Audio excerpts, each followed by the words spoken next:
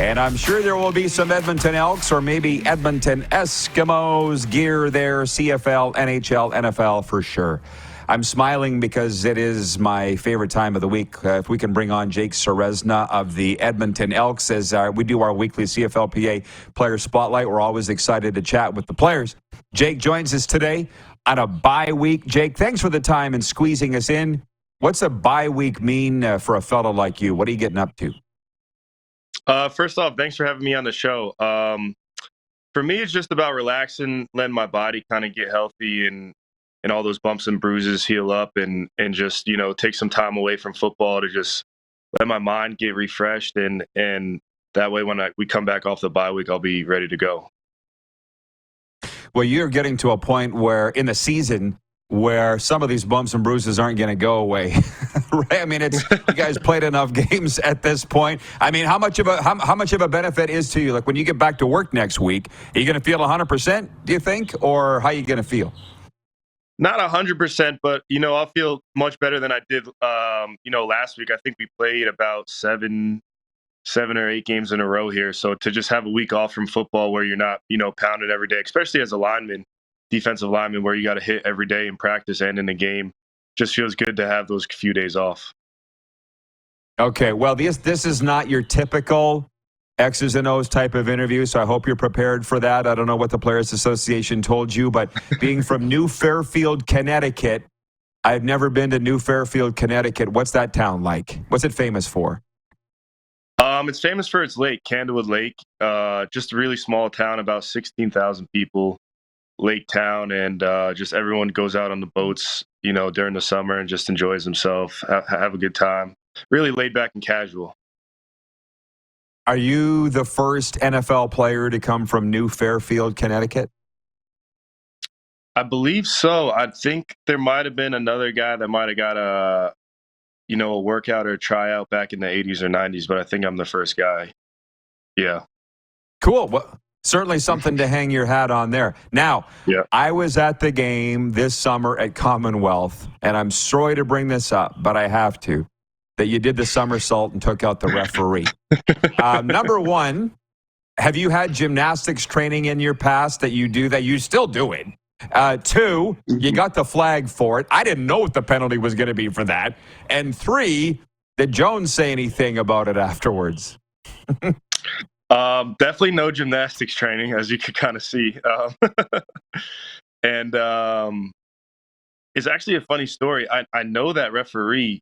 He reffed in the CFL back in 2017, 2018 when I was playing, and then we both went and took a shot at the NFL together in 19, and then we both came back to the CFL. So I have some history with him, and I've seen him along the way. And I apologized to him a few games ago. I'm like, man, I'm so sorry for hitting into you. I didn't mean it at all. And he's like, it's okay. The command center said I had to throw the flag because that's a new rule this year. They don't want any inadvertent touching of the referees, which I understand.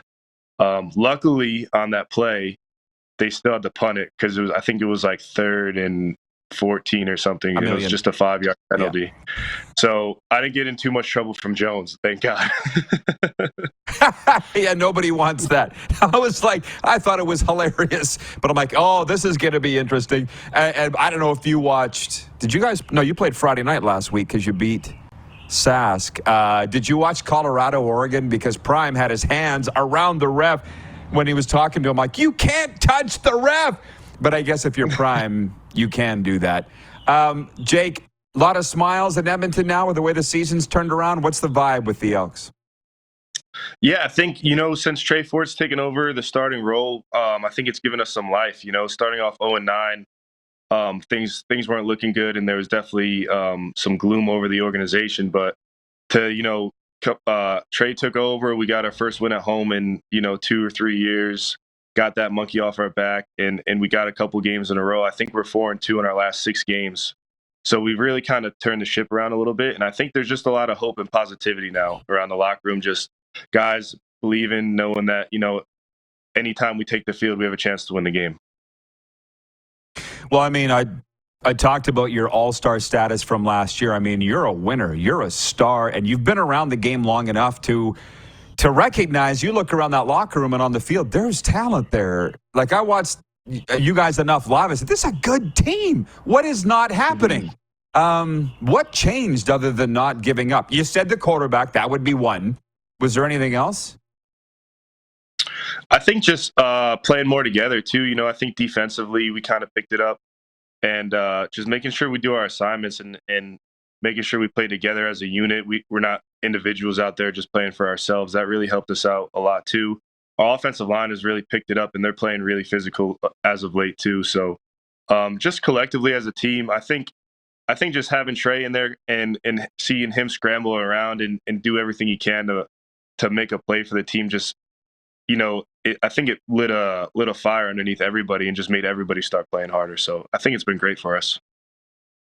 Well, it shows. You guys' enthusiasm shows. And I had a big ovation for the fans that were there when you broke the long home losing streak. And that's real fans. Man, they should feel proud that they were there the night that it happened. It's just cool to watch what's going on in Edmonton. Back to you personally for a second. What made you want to be a player rep in the CFL Players Association? I just wanted to, you know, represent the guys and kind of be a voice for them and help them out anywhere I can. You know, sometimes you see some tough situations where guys don't have guidance, and I just wanted to kind of be able to, you know, learn more about, you know, the business side of things, and then also just be able to help more of my teammates out and kind of steer them in the right direction. And I thought the best way of doing that was just becoming a PA rep, you know, learning more, being more informed about how the whole system works, and then just being able to go back to the locker room and share that information with everybody else. Good for you. And we only have a minute, but please tell me quickly what you love about Edmonton. You've been there long enough. What do you like about the city of champions?